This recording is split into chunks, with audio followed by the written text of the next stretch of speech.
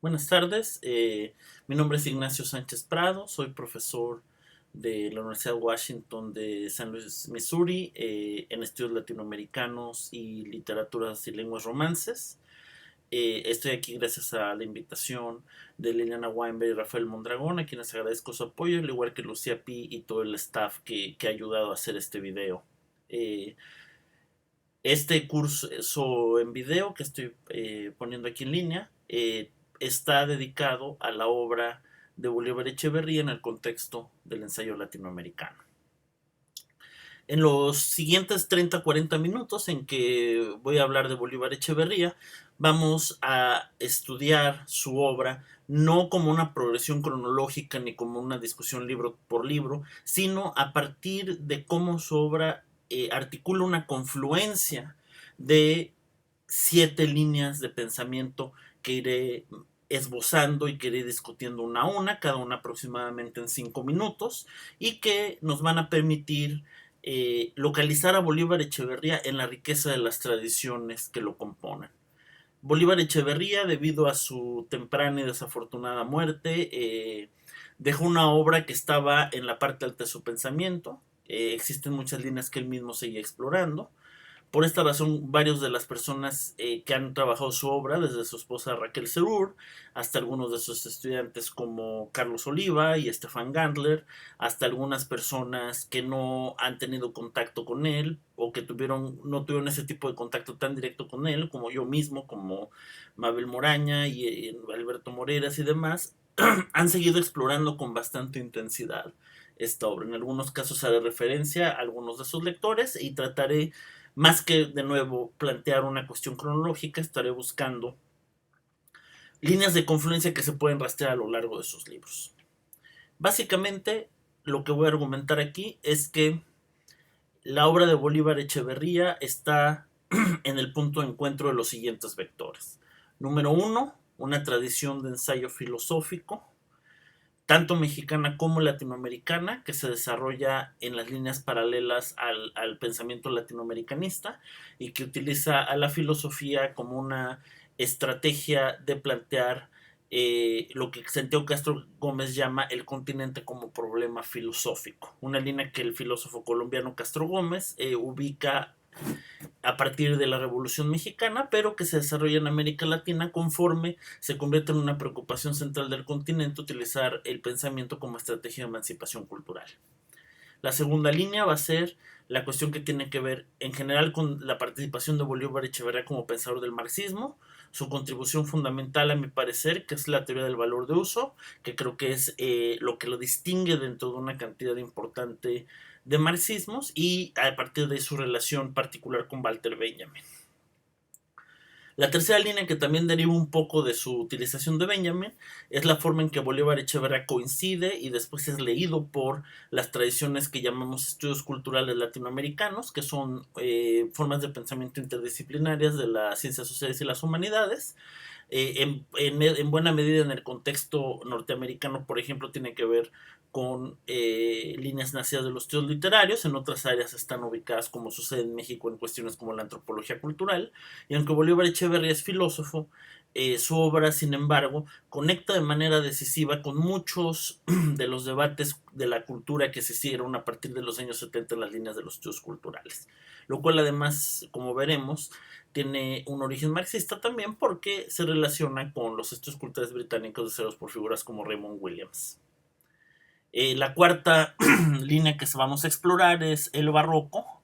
que es otra forma de pensamiento latinoamericanista muy importante, que ha sido estudiada ampliamente como forma de expresión de la especificidad latinoamericana, y en estos términos vamos a estudiar un poco por qué Bolívar Echeverría privilegia el barroco como el etos de la modernidad. En cierto sentido, este latinoamericanismo tiene también un ideal nuestro americanista, lo cual llevó a la obra tardía de Bolívar Echeverría al quinto punto, que es las cuestiones de americanización y blanquitud, y la exploración de lo que es el etos realista como una de las formas de articulación del capital en la era neoliberal. La sexta línea tiene que ver con las teorías de la modernidad, que es un poco más una ampliación del horizonte de las teorías del capitalismo a la totalidad de la experiencia histórica de América Latina y del mundo, que además se analiza en función de los cuatro textos. Y finalmente voy a conectar a Bolívar Echeverría con una serie de líneas teóricas, sobre todo europeas y norteamericanas, que se conocen con el mal, creo yo, con el nombre postmarxismo, pero que muestran ciertas preocupaciones fundamentales sobre el rol de la cultura en la articulación política y que lo conectan a pensadores tan diversos como Jacques Rancière y Slavoj Žižek. Respecto al número uno, a la tradición del ensayo filosófico, Bolívar Echeverría pertenece a una forma de pensamiento latinoamericano que tiene sus orígenes en el Ateneo de la Juventud y en la Revolución Mexicana sobre todo. Aunque la preocupación sobre la existencia de América Latina data desde los orígenes mismos del continente y está articulada en figuras como Simón Bolívar, en realidad lo que argumentó muchos filósofos, sobre todo Santiago Castro Gómez, que estudia extensivamente esto que él llama la razón latinoamericana, la idea de América Latina como un problema filosófico se desarrolla de manera precisa en el siglo XX a partir de la Revolución Mexicana. Tiene momentos fundacionales en términos de obras como La raza cósmica de José Vasconcelos, que trataba de crear una ontología de corte bersoniano-plotiniano respecto al elan vital y a la unidad latinoamericana a través de la raza. El trabajo de Alfonso Reyes es muy importante aquí, sobre todo el de la década de los 30, recogido en su libro Ultima Thule, que es el momento en el que sus encuentros con la cultura argentina y brasileña a través del servicio diplomático le hacen pensar la idea de la cultura latinoamericana como emancipación, la ciudadanía universal de América Latina y demás. Otro de los momentos de importancia es la obra de Edmundo Gorman, La invención de América, donde eleva al continente americano a un problema epistemológico e ideológico y empieza a crear las bases, siguiendo sobre todo el trabajo que Reyes hizo en Presagio de América, de la emancipación intelectual latinoamericana. Esto explota también en el grupo Hiperión, sobre todo en la obra de Leopoldo Sea, y tiene además ramificaciones posteriores a la raíz de la Revolución Cubana, lo que lo conecta a líneas como la de Roberto Fernández Retamar en Calibán. Por supuesto, si uno hace un recorrido por distintos países latinoamericanos, uno encuentra variantes de este pensamiento. Existe el caso de Benjamín Carrión en el Ecuador, de donde era Bolívar Echeverría. Existe el caso de figuras como Arturo Ardao, como eh, muchos otros que en distintos contextos universitarios y filosóficos desarrollaron esta idea. Yo creo que aunque Bolívar Echeverría en su obra no parte necesariamente de este latinoamericanismo, ya que su obra temprana está más centrada en la discusión de Marx, uno no puede entender el trabajo que hace de la modernidad de lo barroco en adelante sin entender su articulación a estas líneas. En cierto sentido, al localizar en lo barroco la cuestión de la unidad continental, lo que está haciendo Bolívar Echeverría es crear una forma específicamente latinoamericana de administrar los problemas del capital. Como marxista, Bolívar Echeverría es un universalista. El problema del capital no es un problema necesariamente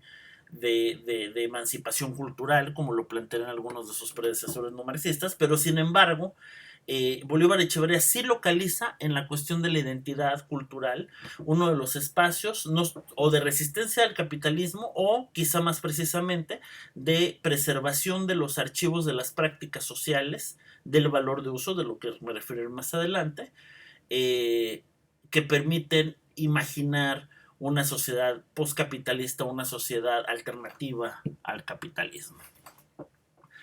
Una de las tesis fundamentales del latinoamericanismo filosófico radica en la idea de plantear ideas de la modernidad que tienen que ver con la perspectiva latinoamericana, la experiencia del mundo desde América Latina. Esto, por ejemplo, lo hemos visto paralelamente desde un modelo distinto con las teorías de Enrique Dussel sobre la transmodernidad. Pero también es cierto que hay un basamento histórico a los argumentos latinoamericanistas de la obra de Bolívar Echeverría que tiene que ver con la localización peculiar de América Latina en términos de la modernidad y del capital. Esto es una de las ideas centrales del latinoamericanismo filosófico. Se encuentra, por ejemplo, en las ideas de muchos sobre el centro y periferia, en otras ideas que tienen que ver con la posición excéntrica de América Latina. Los argumentos de Alfonso Reyes sobre la Universidad de la Cultura Latinoamericana están basados en un concepto de especificidad de la experiencia cultural del continente. Y en todos estos términos, podemos decir que la obra de Bolívar Echeverría utiliza de una forma mucho más rigurosamente filosófica ese de la especificidad histórica para entender la condición ontológica de Latinoamérica frente al capital. El segundo punto de confluencia, esto es a lo que nos lleva esta reflexión sobre el capital, es el lugar peculiar que ocupa Bolívar Echeverría respecto al marxismo. Yo creo que hay dos cuestiones que pueden ser controversiales, pero que hay que reconocer en el discurso de Bolívar Echeverría. La primera es que, a pesar de ser marxista y de haber dedicado, por ejemplo, uno de sus primeros libros fundantes a lo que él llama el discurso crítico de Marx, Bolívar Echeverría afirma en varias partes de su obra la idea de que el concepto de clase de Marx es en cierto sentido una construcción del etos romántico del pensador alemán. Aunque evidentemente las ideas de la lucha de clases como concepto de articulación política y demás están presentes en distintas partes del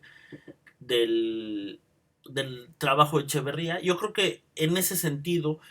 la idea de la conciencia de clase, que ocupa un lugar central en el marxismo del siglo XX, sobre todo desde el trabajo de Lukács y de Gramsci,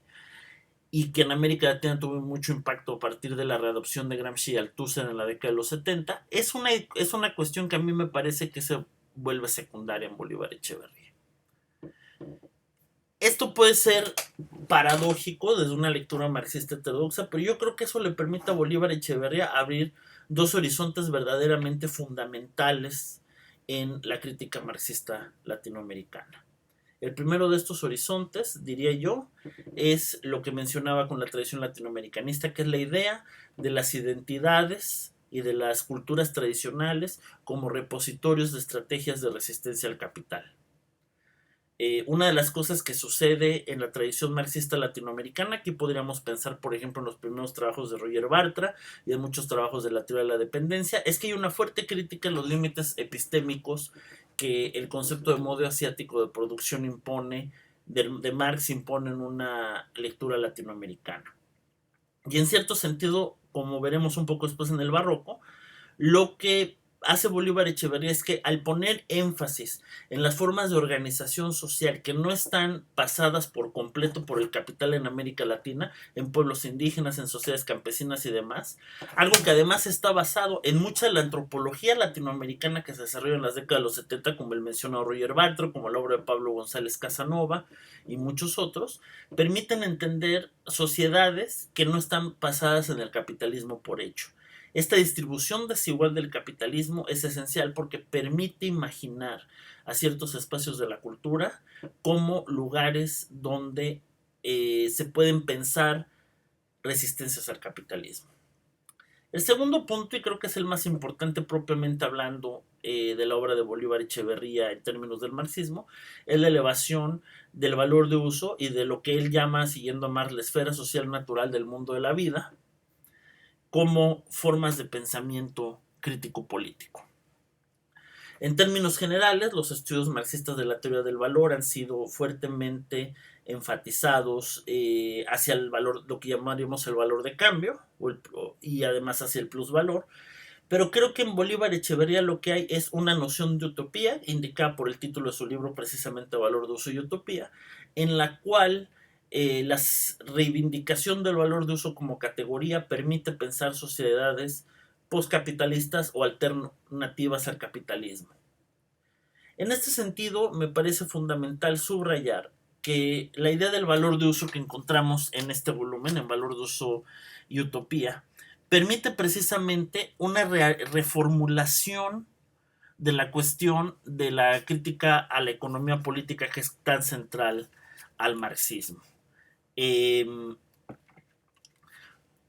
Uno de los lugares, curiosamente, y aquí es importante decirlo, donde encuentra Bolívar Echeverría lo que llama en la página 52 del libro la tematización de la vida cotidiana, es no solo en las culturas tradicionales, sino también en la obra de Walter Benjamin. Como ustedes saben, la obra de Benjamin hace un estudio detallado de la cultura en la época de inicios del siglo XX XIX, perdón, en Francia, en su gran volumen de las arcadas, en sus ensayos sobre Charles Baudelaire y en su teorización del flaneur. Y lo que hace Bolívar Echeverría es apropiar esa arqueología de la formación del capitalismo mercantil moderno en Francia, de Benjamin, para pensar esos momentos de articulación de un valor de uso de una teoría de la vida cotidiana que no está totalmente al servicio de la producción del valor de cambio. En cierto sentido, lo que plantea el flaneur es una forma en la cual se puede pensar delimitaciones entre la vida económica y la experiencia social. Si lo vemos de esta manera, si tomamos en cuenta Valor de uso de Utopía y La moneda del Rocco, que son textos más o menos de la misma época, podemos encontrar en estos dos libros una forma de pensamiento que rastrea la resistencia a la construcción del valor económico que es central al capital. Entonces, fíjense que lo que esto implica es que uno podría especular que para Bolívar Echeverría la construcción de una sociedad postcapitalista pasa no solo por la lucha de clases, en la medida en que ciertas formas del concepto de clase están históricamente atadas en Marx, sino por la localización en cosas tan distintas como el flaneur y las culturas tradicionales de estrategias de vida cotidiana que resisten implícitamente la construcción del valor. Una tercera cuestión a la que nos lleva esto es al rol de la cultura. Uno de los libros tempranos de Bolívar Echeverría se llama Definición de la cultura. Hay un gran trabajo de formulación de la cultura y esto es parte de un legado también importante del marxismo de la segunda mitad del siglo XX. A partir de E.P. Thompson y de Raymond Williams en el marxismo británico, los estudios culturales dejaron de pensar la cultura de manera esquemática con relación a la estructura base superestructura del marxismo y más bien empezaron a plantear la idea del espacio cultural como una forma de comprensión de las subjetividades sociales y como una forma incluso de pensamiento de formas de articulación política que podían complementar o ampliar la lucha de clases. En Bolívar Echeverría encontramos uno de los argumentos más sofisticados respecto a la posición de la cultura en el pensamiento del marxismo, porque la cultura aparece en muchas partes de su obra como este espacio tanto de articulación de los repositorios de formas de vida de resistencia al capital, como las estructuras de naturalización y alienación del capital en la vida cotidiana. En estos términos, una de las formas de pensar a Bolívar Echeverría es como un pensador cuya ontología del capital y de la modernidad se basa no solo en la transaccionalidad económica, sino en la comprensión fundamental del ser en el mundo. Bolívar Echeverría, aunque esta es un tema por discutirse, tiene una lectura interesante de Heidegger, del ser en el mundo y del ser social y de la forma natural de la vida con relación al capital. En cierto sentido, lo que él propone es que las formas cotidianas de vida de muchos sectores que están articulados todavía estructuras del valor de uso, esta es una relación conflictiva y dialéctica con la modernidad del capital, que es lo que se expresará en lo que, como discutiré en un momento, llamará los etos de la modernidad. Esto también está conectado, de cierta manera, con la elevación de los estudios culturales latinoamericanos en América Latina. Los estudios culturales latinoamericanos no son una escuela homogénea de pensamiento, existen muchas líneas. Hay líneas que tienen que ver con la reflexión que nace de la literatura sobre los problemas de conflictividad y racialidad en América Latina. Podemos pensar la línea de transculturación en el eje Fernando Ortiz Ángel Rama, la línea de heterogeneidad desarrollada por Antonio Cornejo Corpolar, la línea de abigarramiento y lo nacional popular de René Zabaleta Mercado a propósito de Bolivia. También existen líneas que tienen que ver con el entendimiento crítico de las prácticas culturales en la era contemporánea, como sucede con la teoría de los medios de Jesús Martín Barbero, o el trabajo de sociología y antropología social de Néstor García Canclén y sus estudiantes. Bolívar Echeverría no pertenece propiamente a ninguna de estas líneas en particular, pero ciertamente se ve en su obra un impacto de la existencia de esos debates. Podemos ver, por ejemplo, que en sus teorías de la cultura existe un diálogo implícito a las teorías de mestizaje, transculturación y heterogeneidad. El concepto de mestizaje central en parte como de la constelación del etos barroco. Podemos recordar el libro de los años 90 que compiló Bolívar sobre modernidad, etos, mestizaje cultural y etos barroco, donde encontramos, entre otras cosas,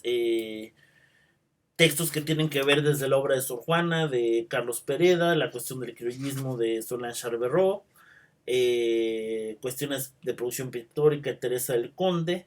trabajos de Carlos Monsiváis sobre el neobarroco y la cultura popular, la cuestión del etos barroco que he discutido por su lado y en términos distintos Boaventura de Sousa Santos,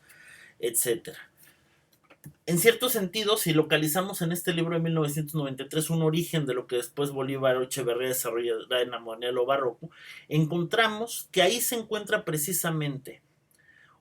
una genealogía de los estudios de la cultura y de los estudios culturales. Estudios de la cultura y estudios culturales son cosas distintas. La primera es un objeto de estudio y la segunda es un agregado de metodologías. Pero tanto los estudios de la cultura como los estudios culturales, Bolívar Echeverría abreva formas de comprender el mestizaje cultural hacia una cuestión ontológica. El interés que el barroco y el neobarroco tienen como categorías en América Latina a partir de los años 70 es muy importante, aunque es anterior. Ya si recordamos la expresión americana de Lezama Lima, se articulaba ahí la posición del barroco como expresión del continente, pero también la cuestión del neobarroco que permite entender la forma en que América Latina se relaciona con lo que en ese momento se llamaba la vida postmoderna y que tenía que ver en cuestiones como los abigarramientos de la cultura popular, el impacto de la cultura mediática y que se desarrolla en géneros como la crónica urbana de Monsiváis o de Pedro Lemebel en Chile. Podemos ver cómo el abrevamiento de todo eso se convierte en un lenguaje que le permite a Bolívar Echeverría entender el impacto